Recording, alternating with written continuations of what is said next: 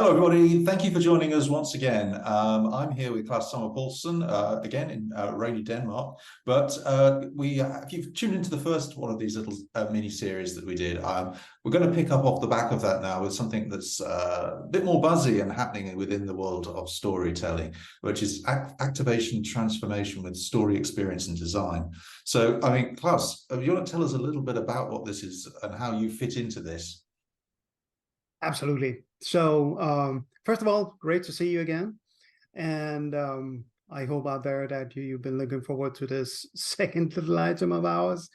And this part is about, it's almost an amalgamation of buzzwords. So we try to go beyond the buzz because we're talking about experience design. We're talking about transformation. We're talking about activation of brands. And first, here's a mindset to it, is that it's not really about just creating that moment where you get to experience the brand.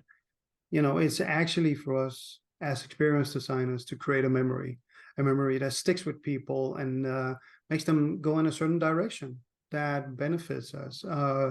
And there's no brainwash or anything like that. It's like that's why we do that.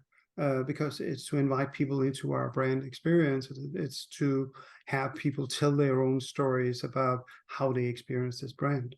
And on my part, that was something that I when I got into digital multimedia about 700 years ago, that was one of the first things I really got into, was creating shows, something that would stick with people, where we use different kinds of, we threw whatever it takes into the mix.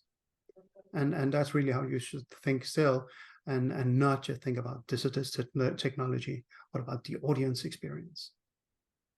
So this is actually really, where would be a good place that you would see something like this? So if anyone watching would think, well, I can recognize that as experience design. Are we looking at theme parks, that sort of thing, or are there other uses that this can be useful? So the very interesting thing here is, because there's a lot of principles going from theme parks in terms of zones where your experience evolves in different ways, from museums where you have learning paths and you get the aha moment just as the wow moment at the same time. But this is actually something that goes in very different scale in multiple places and for multiple time frames. So it just might be a show for a congregation of audiences, which would be perhaps an hour, perhaps 2 hours.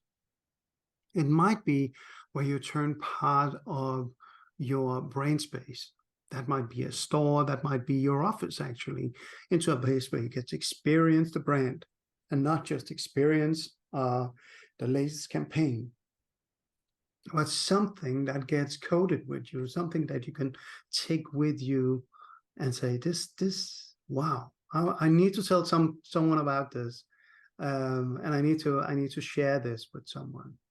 So it can be in many different places, and sometimes, when we create a juxtaposition and have things come together that really surprise people. I mean, that's, if you look back a couple of years and you had the flash mobs, a lot of that was that it suddenly happened around you in places you wouldn't expect.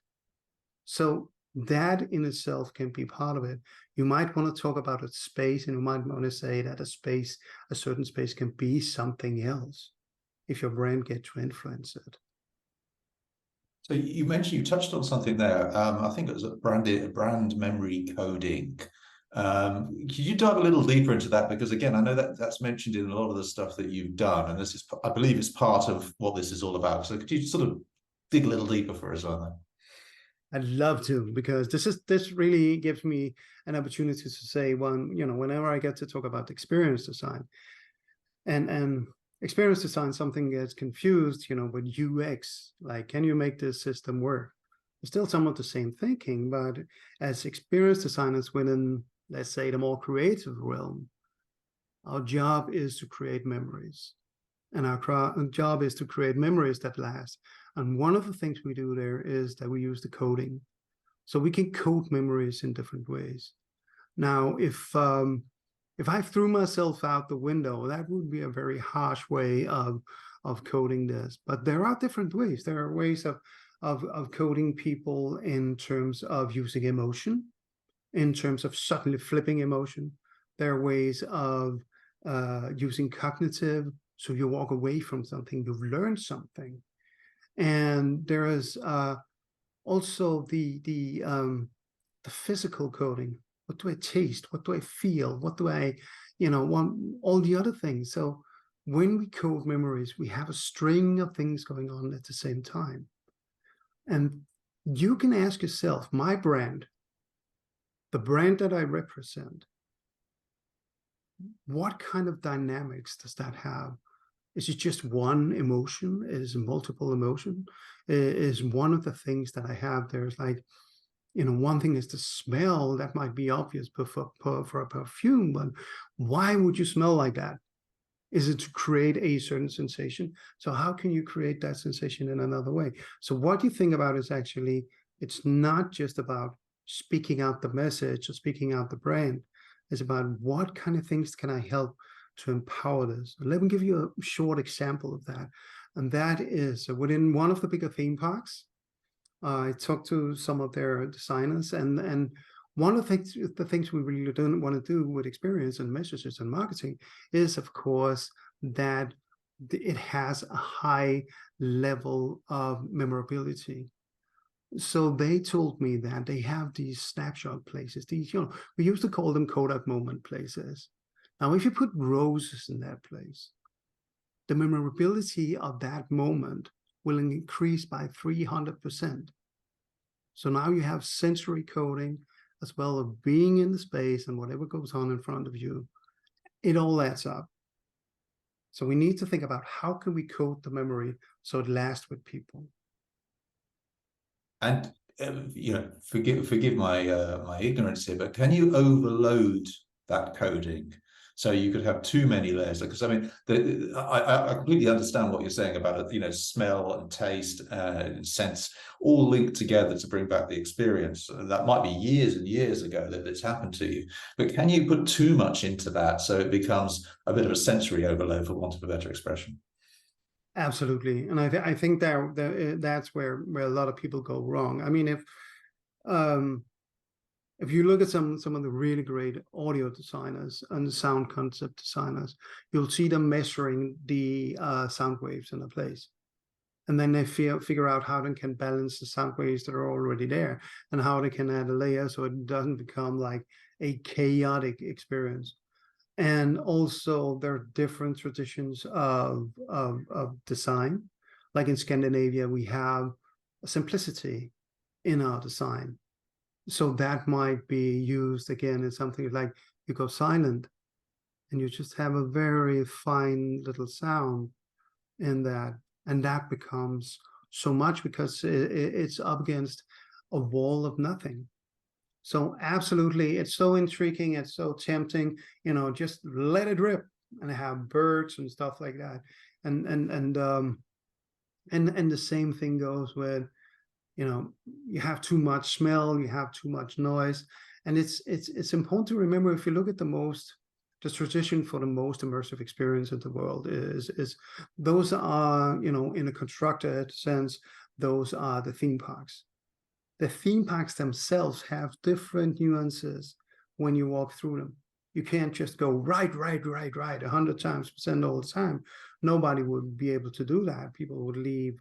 So you need to have, just as in so many other things, like in art and in music, you need to have that dynamic and that balance. And actually, sometimes when we work with people, we ask them to draw out the range of emotions first. And then we start adding the other things. And then if you say, here I want to feel, serenity, at ease. Okay, let's add cannons and birds and smells. And you can see how that, just pulls everything away. So sometimes you need to really figure out, where do I find that balance? Where do I find my highs and the lows in terms of expression? So there's definitely, I mean, it's sort of a curve of this where things fit and you go, I want people to start here, they reach to a crescendo, then build. But presumably there's a long tail to it as well, because you want them to hang on and remember what this experience is way down the line. So when you bring back the second experience or the next time they engage with the brand and have an experience, it has a recall to what they remembered and felt last time. Absolutely. And that's why it's so important that we think about not just the experience itself, but also the before, the during, and the after. It's something you'll see many experience designer applies. They apply, the experience designers that apply this whole thing about what happens before I reach the core experience? What happens after I get home from the core experience? Is it because it happens in a specific space and then I go watch on my mobile or at home or watch the movie, you know, what's the connection? Now, if you think about that whole before, during, and after as a circular thing instead, so you go from before, the during, and the after leads into the next before. And the more times you circle into that, you know, the richer universe gets, the richer your experience gets, because you get some references. And that's also a really cool thing we can do in storytelling, we can do in experience design. We can add some references and people will get them, you know, in different way compared of how they are coded and filtered already when they join us.